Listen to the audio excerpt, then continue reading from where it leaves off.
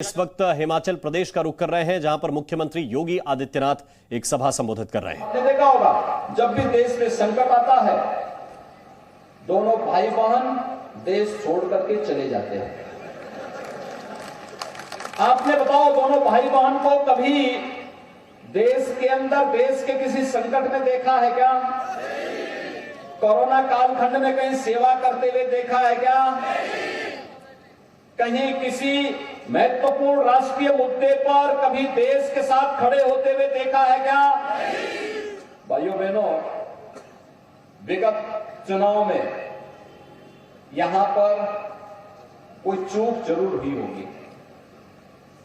कांग्रेस का प्रत्याशी जीता, परिणाम क्या रहा? वे 10 वर्षों से विधायक रहते हुए कभी सक्रिय नहीं रहे और अंततः क्या हुआ? आप सोचिए तो, ठाकुर जयराम जी के नेतृत्व में सरकार बन गई और प्रोफेसर राम कुमार जी सक्रिय रहे तो विकास की योजनाओं को लेके आते रहे, यहां लोगों की हित में काम करते रहे। हारने के बाद भी विधानसभा क्षेत्र में सक्रिय रह करके जनता जनार्दन की सेवा करते रहे, विकास की योजनाओं को लेके आते रहे। जल जीवन मिशन में हर घर नल की योजना लागू करने की रहा हो, आयुष्मान भारत योजना में, या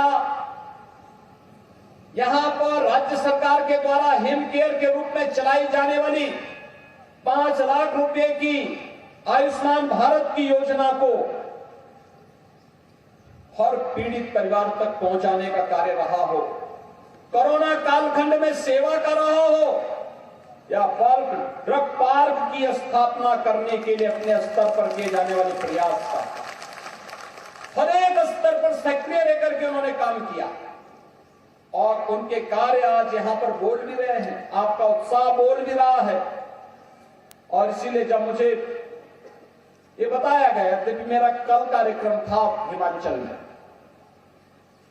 लेकिन मुझे कहा गया कि नहीं, एक दिन और समय आप दे देते तो मैं वाराणसी से सीधे यहां आया हूं। मैं वाराणसी में था, कल वाराणसी में था, आज वाराणसी में देव दीपावली है। काशी दुनिया की सबसे प्राचीन नगरी है और भाइयों बहनों, काशी अविनाशी है, भगवान शिव के डमरू में विराजमान है और काशी के बारे में हर व्यक्ति जानता है कि काशी का अपना महत्व है। विदेशी आक्रांताओं ने भले ही काशी में भगवान विश्वनाथ मंदिर को पवित्र किया हो, लेकिन महाराजा रणजीत सिंह ने जाकर के भगवान विश्वनाथ मंदिर को स्वर्ण मंडित कराने का काम किया था। यह है भारत की परंपरा।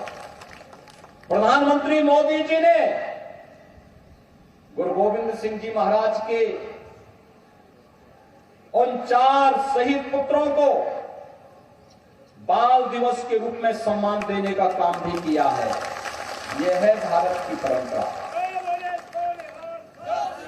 और इसलिए भाइयों बहनों, मैं आप सबसे कहने के लिए आया हूं, जब मुझे कहा गया कि नहीं, आज यहां पे आना मेरा आवश्यक है, मैंने कभी, मुझे अच्छा लगेगा मैं प्रोफेसर राम कुमार जी के लिए जनता जनार्दन से अपील करता हूं और मेरी आप सबसे अपील है, भाइयों बहनों, न कांग्रेस देश को सम्मान बढ़ा सकती है, न देश की सीमाओं की सुरक्षा कर सकती है, न देश की आंतरिक सुरक्षा को सुदृढ़ बनाए रख सकती है, न विकास के ही कार्यक्रमों को आगे बढ़ा सकती है, न गरीब कल्याणकारी योजनाओं को ही आगे बढ़ा सकती है, और न सुख दुख में आपके सहभागी ही बन सकती है।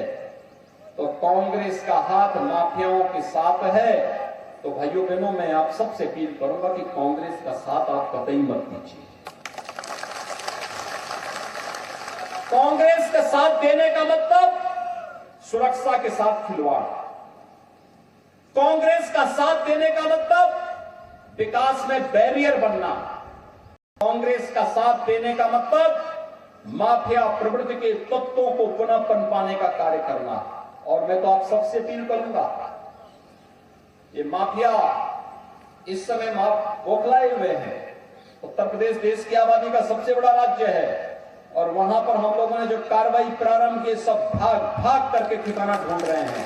थोड़ी सी चूक हुई नहीं, वे यहां की शांति को भंग करेंगे। उत्तर प्रदेश में तो हम बहुत कायदे से निपट रहे हैं उन लोगों से, और इसलिए मैं आप सबसे अपील करने के लिए आया हूं। हमारा दायित्व बनता है इन माफियाओं को अपने यहां भी ठिकाना बनाने नहीं देंगे, कतई नहीं बनाने देंगे। और इसलिए भारतीय जनता पार्टी हिमाचल के लिए आवश्यक है। हिमाचल प्रदेश भारतीय जनता पार्टी के लिए इसलिए भी महत्वपूर्ण है। विगत 5 वर्ष के दौरान ठाकुर जयराम जी के नेतृत्व में, और यहां वक्त एक छोटे से ब्रेक का है, तुरंत हाजिर होते हैं।